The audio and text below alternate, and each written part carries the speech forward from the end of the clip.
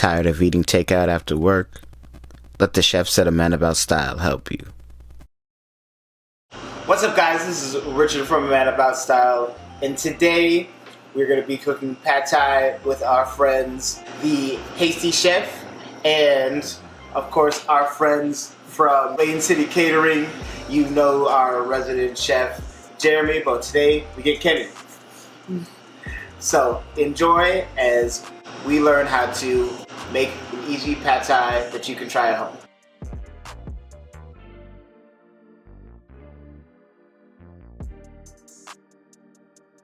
Oh, all right, Christina, how do we make pad thai? So pad thai, simple things are obviously noodles and sauce and whatever ingredients you enjoy. So I do have a couple of tricks, I guess you could call, about noodles. And the one thing is taking that extra time and soaking your noodles. So those are pad thai noodles, but you can use rice noodles, you can use chow mein, you can use whatever you want. Again, really cooking should be fun, so it should be about what you're personally like, right? So this is traditional pad thai noodles, which is a rice noodle, and it's more on the medium side, so it soaks up all the sauce, which is the yummy parts, I think. Okay. Since, you know, we are sponsored by a few sauces. That's right. Sauces. Exactly. So what I do suggest about when you do cook with noodles is soak it just like you would do for French fries or potatoes. You want to get as much starch out as possible. So I recommend using the noodles in just a cold ice bath or warm water bath or whatever you want to do, but cold tends to work a little bit better and it soaks all the starch out. So when you do cook it al dente, you'll find the noodles won't stick quite as much when you're stir frying. Okay, so that's step number one. Then you want to get all your ingredients together. For stir fry, the most important thing is chop up whatever you need, peel shrimp if you want to peel it, because if you need to take that second to actually do something else, your pan's already burning and you're starting all over from scratch. So okay. That's the number one rule to remember. So we've got sauce together. We're using Fuse Thai peanut sauce today, which has a lot of ingredients. If you smell that, it's got lots of flavors. Yes. It's got a little spiciness. Obviously, if you're crazy for spices, go insane, add a whole bunch of Thai chilies or sambal. I'm a little wimpy, I love flavor, so that one's perfect for me as it is. For Thai cooking, fish sauce, I'm sure you're probably familiar with it. Fish sauce is really, really common, and it adds just a little bit of je ne sais quoi to something, but if you're allergic to seafood, obviously, then just use soy sauce. In what we're doing today, we're just gonna do a half and half, so you get a little bit of savory and a little bit of umami. And then ingredients, we have traditional pad Thai tofu, which we just cut into cubes. Whenever you're cutting anything, I always recommend making sure you cut it consistently in size so it cooks at the same time. Because if you have a big chunk and a small chunk, one's burning and one's like rubbery. Yeah, gotcha. You get it. And then we're gonna be doing an egg. Let's scramble it in. You can choose vegetarian, just tofu. You can choose shrimp, you can choose chicken, whatever you like to do. Today we're gonna do shrimp. And then I like a little bit of garlic and shallots in mine because I like that little tartness. Yeah. And I usually toss in just a little bit of red pepper, more so for the color. I just like pretty things to look at.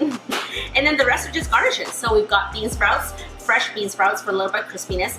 If you like your noodles to be lighter, you can actually toss it in and stir fry, and it makes your bowl of noodles a little lighter as opposed to just a dense bowl of noodles. Okay. I actually like my bean sprouts on top when it's crispy, and I mix it all in just because I like that crispy crunch. But again, up to you. Green onions for a garnish, cilantro, just fresh leaves, and then just some crushed peanuts. So really, really simple. There we go. I think most people out there could definitely put this together. After we have all of our ingredients laid out, what do we do? We're gonna go to a hot pan. And because I like fusion things, I actually add a touch of butter to my oil just for a little bit of creaminess. I find it kind of combines all the sauces together. But of course, you absolutely don't have to if you're watching for diet. If you want to keep it low fat, then just a touch of oil or even spray oil is totally fine too to cut down the calories. There we go, because summer bodies matter sometimes, but I'm here to eat, so we need it all. Absolutely. So we can get started. All right, so now we're gonna get a hot pan. So just coat it a little bit in oil. And like I said, for us, we're gonna try with a little bit of butter for a little bit of creaminess. I add in the aromatics first. So in this case, we've got the garlic and the shallots that we talked about. Throw it in. And I like my tofu to be pretty crispy, so I'm gonna actually add my tofu in right now. Start getting it more of a sizzle. that all off to one side and add in my shrimp so it's nicely seared on all sides. So remember that you're going to be cooking for about 2-3 minutes, so you don't want to overcook your shrimp or else they're going to get really hard and rubbery. So we're just going to get a little bit of that butter on there. So it's basically going to be garlic butter shrimp, so you can't ever see none of that. So for shrimp, all I'm really looking for is for one side to turn red, which will just take us about 30 seconds. In the meanwhile, while we were doing that, you will see that for my sauce, I actually went and mixed it all. So all the soy sauce, all the fish sauce, and all the peanut sauce are all together, so that we don't have to do 3 things at once. Right now, you will see that the shrimp, I don't know if you can see that from the camera, but hopefully you can see it. The shrimp is pink on one side. So we're just going to flip it around and you get that nice little color. So that's the color that you're kind of looking for. Push everything to the side. Nice and hot now. Add everything to the side and just add an egg. You don't need to preheat it because what you're going to do is kind of do a little scramble thing here. Okay, so get it kind of going. Good to go. And we're going to add all our sauce now. So it's all over everything. And lastly is our noodles that we pre-cooked. Now I didn't talk about cooking noodles, but what you're going to do after you soak it is you're just basically going to boil some water and cook it for about 3 minutes at high boil, or simmer it and turn it off for 15 minutes. So I should specify. If you cook it for 15 minutes, you're going to get basically a big sloppy bowl of mess. So 3 minutes at high heat, or just like eggs, you can turn it off and let it just sit in hot water and let it soak for 15 minutes, whichever way you prefer to do it. Alright, so we're just basically going to put down the sauce.